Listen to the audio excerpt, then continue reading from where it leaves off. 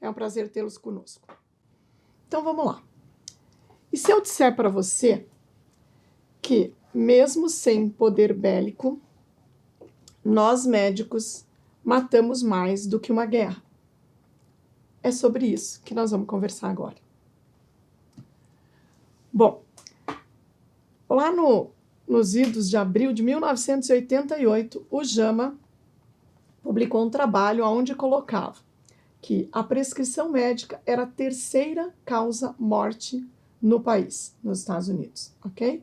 Só perdia para o infarto agudo do miocárdio e o câncer. O câncer aí se fala no câncer geral, né? Sem especificar qual câncer.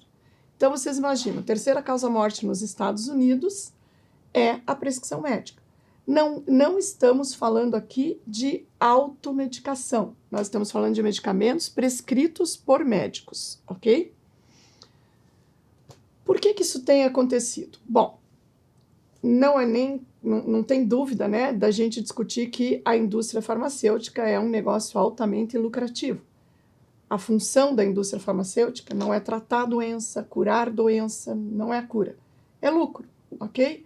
Adoecer lucra.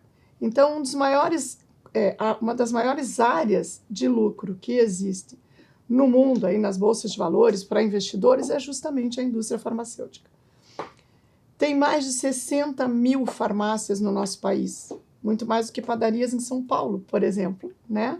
Então, essas grandes redes de farmácia, né, como a Raia, a Drogasil, projetando a abertura de 260 lojas ano entre 2023 e 2025.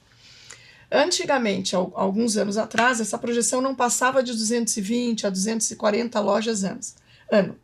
Então, isso é algo que vem crescente, investimento altíssimo e o lucro deles mais alto ainda. O Brasil, isso coloca aí o Brasil no 6º local no mercado farmacêutico do mundo, tá? Perdendo apenas para a Alemanha, França, Estados Unidos, Japão e China.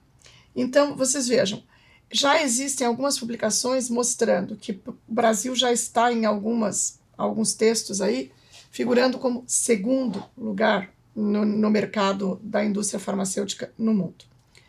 Esse crescimento vem de forma absurda, esse dado aí é do ICTQ, e cada vez mais o que a gente vê? Investidores dentro do mercado. E aí a gente pergunta, né, como é que esse mercado é tão milionário? Como é que consegue vender tanto? Consegue vender porque usa nós, médicos, ok? Então tem aí autores trazendo também qual é a relação entre a indústria farmacêutica e o médico. Porque produzir o remédio demanda estudo, investimento, pesquisa, eles têm aí um gasto. Vender o remédio, eles precisam de um vendedor gabaritado e que tenha credibilidade junto à população. Aí entramos nós médicos, né, como prescritores, que às vezes prescrevemos sem mesmo estar sabendo determinados detalhes sobre essa pesquisa ou esse remédio. A coisa vem, atropela, entra, o marketing é extremamente pesado e esta relação médico e indústria farmacêutica é algo que chama a atenção de muitos pesquisadores. Então a gente tem uma pesquisa aí feita pelo Dr. Eric e por doutora Márcia Angeli, que são americanos, onde eles falam sobre a relação entre médico e indústria farmacêutica. 94% dos 3.100 médicos pesquisados nos Estados Unidos, 94% tinham algum tipo de relação com a indústria farmacêutica. Claro que isso tem um custo para esta indústria. E quem vai pagar esse custo? Não é a indústria. Isso vai lá crescer em mais ou menos 20% o custo final desse medicamento.